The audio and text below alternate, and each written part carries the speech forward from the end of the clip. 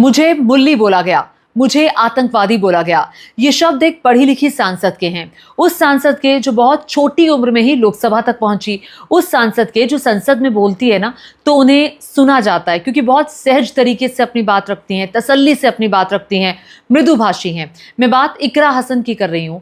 इकरा हसन ने आज सहारनपुर में एक बयान दिया और सहारनपुर में बयान देते हुए कहा कि मुझे मुल्ली, आतंकवादी, न जाने इन जैसे कितने शब्दों से नवाजा जाता है, कितने शब्दों से। रोज मुझे इस तरह की ट्रोलिंग होती है मेरे पे, रोज कोई ना कोई मुझे कुछ कहता है, मुझे कहता है, मेरे पिताजी को कहता है, मेरे भाई को कहता है। इकरा हसन यहीं पर नहीं रुकती हैं, बल्कि वो ये कह रही हैं कि रोज इस तरह की कोशिश की जाती है कि मैं अपने समाज की, मैं धर्म की राजनीति करूं। लेकिन एक बात मैं बता देना चाहती हूं कि मैं किसी भी कीमत पर किसी के दबाव में नहीं आऊंगी, धर्म की और अपने समाज की राजनीति नहीं करूंगी, मैं सबकी राजनीति करूंगी। एक और बात मैं आपको बता दूं, इकरा हसन कैराना से सांसद हैं और इकरा हसन को न सिर्फ अपने धर्म का वोट मिला, मुस्लिमों का वोट मिला, बल्कि हिंदुओं का भी वोट मिला।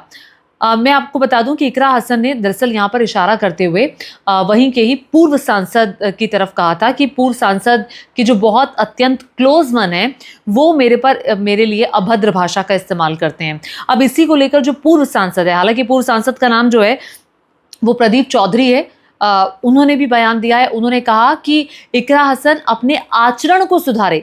अब देखिए, इकरा हसन ने जब बयान दिया तो पूर्व सांसद कह रहे हैं अपने आचरण को देखे, मतलब आचरण को देखने की बात वो क्यों कर रहे हैं? अगर इकरा हसन कोई आरोप लगा रही हैं तो उस आरोप का वो जवाब देते, मतलब यहां पर भी आप महिला के आचरण को लेकर जवाब दे रहे हैं। प्रदीप चौधरी का ये बयान है, प्रदीप चौधरी ने ये कहा, मैं आपको दिखा देती हूँ, फिर मैं आपको इकरा हसन का पूरा बयान सुनवाऊंगी, जो कि सुनना भी चाहिए। इकरा हसन के बयान के बाद तनाव बहुत ज़्यादा बढ़ गया है प्रदीप चौधरी और इकरा हसन के बीच में। इकरा हसन ने जो आरोप लगाया था उसके जवाब में पूर्व सांसद ने कहा कि आरोप बेबुनियाद है, आरोप बेबुनियाद है। मेरे ऊपर जो आरोप लगाए गए वो बिल्कुल सरासर गलत हैं। पहले अपने आचरण पर इकरा हसन को ध्यान देना चाहिए और बेबुनियाद आरोप लगाना बंद कर देना चाहिए। अब मैं आपको पूरा मामला समझा देती हूँ। दरअसल क्या हुआ था कि सहारनपुर में एक कुराली छापुर में एक मंदिर था, शिव लक्ष्मी मंदिर। वहाँ पे उस मंदिर को खंडित करने की पिछले दिनों कोशिश की गई थी। क्रिकेट का एक मैच चल रहा था, उसके बाद कुछ लड़ाई झगड़ा हुआ और उसी दौरान मंदिर को खंडित करने की कोशिश की गई। उसी के बाद इकरा हसन वहाँ पहुँची थी। इकरा हसन ने कहा जिसने भी इस घटना को अंजाम दिया है उसकी बहुत उन्होंने निंदा की। उन्होंने कहा कि वो लोग जेल में हैं और अगर कोई व्यक्ति ऐसा है तो उसे भी जेल में होना चाहिए। ये किसी के मंदिर का सवाल नहीं है, ये मस्जिद का सवाल नहीं है, ये उन लोगों की करतूत है जो चाहते हैं कि अमन शांति खत्म हो, जो नहीं चाहते कि अमन शांति रहे। हालांकि इस पूरे मुद्दे को सांप्रदायिक रंग देने की कोशिश की गई, लेकिन इकरा हसन ने कहा कि नहीं, सांप्रदायिक रंग इस घटना को मैं नहीं देने दूंगी। और सांसद ने घटना की निंदा की और कहा कि भाजपा इस मुद्दे को सांप्रदायिक रंग देने की कोशिश कर रही है। इकरा हसन ने बाकायदा ये आरोप लगाया। इकरा हसन युवा है, युवा सांसद हैं, बहुत कम उम्र की हैं, 31 साल की हैं महज, और उनकी जो राजनीतिक पृष्ठभूमि रही है वो भी सांसद की ही रही है। उनके पिताजी कई बार सांसद रहे, विधायक रहे, उनके भाई विधायक हैं। तो कुल मिलाकर के एक पॉलिटिकल फैमिली से आती हैं। पढ़ने के लिए वो विदेश गई थी, लंदन गई थी, वहाँ से पढ़ाई करके आई हैं। लेकिन जब उनकी शैली को आप देखेंगे या जब उनको आप सुनेंगे, जिस तरह लोगों के बीच वो जाती हैं, बात करती हैं, तो लगता नहीं है आपको वहाँ जा कर के वो उनकी ही भाषा में, उनकी ही ज़बान में बात करती हैं और बहुत कायदे से वो अपनी बात रखने के लिए जानी भी जाती हैं। इकरा हसन ने जब ये कहा कि मुझे मुल्ली कहा गया, मुझे आतंकवादी कहा गया, तो बहुत ही भावुक हो गई। जरा सुनिए उन्होंने क्या कहा। मेरा सवाल माननीय पूर्व सांसद जी से है, क्या वो अपने समर्थक का खंडन करेंगे जिनसे वो मुझे गाली दिलवा रहे हैं? क्या उनके घर में बहन बेटी नहीं है?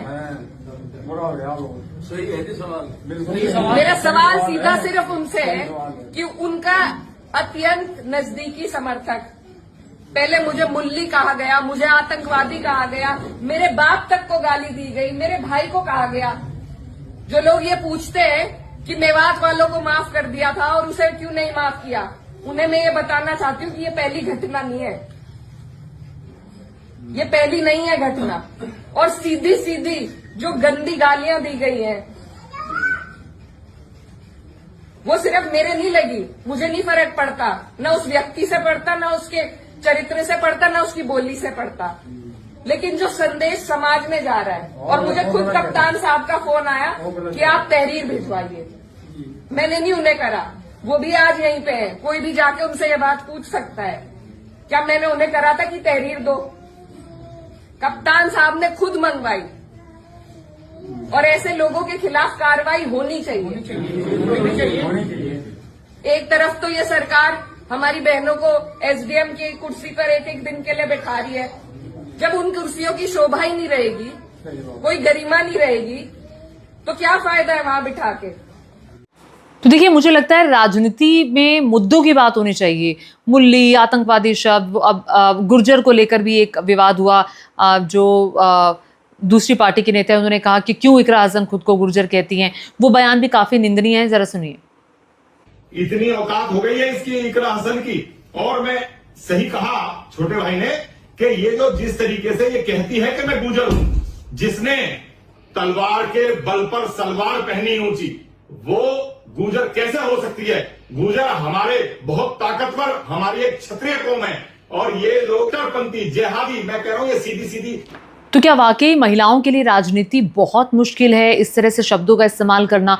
बहुत सारे बच्चे देखिए सांसदों से, विधायकों से प्रेरणा लेते हैं कि अगर वो उस उम्र में वहाँ पहुँच सकती हैं, बहुत तरीके से वो अपनी बात रख रही हैं, तो अब बहुत सारे लोगों के लिए नज़ीर बन जाते हैं।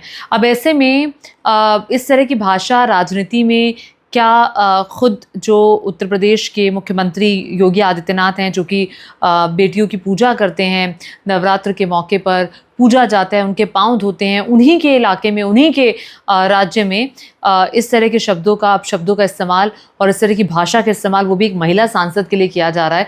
क्या बीजेपी इस पर ध्यान देगी? क्या बीजेपी उन लोगों से कहेगी जिन्होंने जो बीजेपी से जुड़े हुए लोग हैं, जैसे कि इकरा कह रही हैं कि मेरे लिए अब शब्दों का इस्तेमाल किया, क्या ये ताकीद करेगी कि ऐसे अब शब्दों का इस्तेमाल ना किया जाए, ना किसी सांसद के लिए बल्कि एक महिला के लिए भी? अब देखिए, अगर एक सांसद को इतना कुछ सुनना पड़ रहा है तो उन आम बेटियों का क्या? ये तो एक राजनीतिक पृष्ठभूमि से आती हैं, उन आम बच्चियों का क्या जो राजनीति में आना चाहती हैं?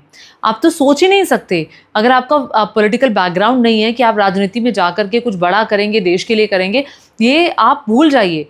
ये कोई इक्का दुक्का ही होगा जो इस बारे में सोचता होगा कि मैं राजनीति में जाऊंगी। राजनीति में इस तरह के से ना जाने कितने लांछन लगाए जाते हैं। मुझे लगता है इस बारे में भी हमें सोचना चाहिए। जब हम कहते हैं कि राजनीति में इतना महिलाओं को प्रतिनिधित्व दिया जाना चाहिए, तो उतनी महिलाएं आएंगी कैसे? जब इस तरह से महिलाओं को ट्रोल किया जाएगा कुछ कुछ कह करके, तो फिर कहाँ से मनोबल बढ़ेगा, कहाँ से हौसला आएगा, हिम्मत आएगी कि राजनीति में जाया जाए? इकरा हसन के इस बयान को लेकर और इस पूरी राजनीति को लेकर आप क्या सोच रहे हैं, नीचे कमेंट करके ज़रूर बताइएगा, और साथ ही साथ मेरे चैनल को सब्सक्राइब करना मत भूलिएगा। धन्यवाद।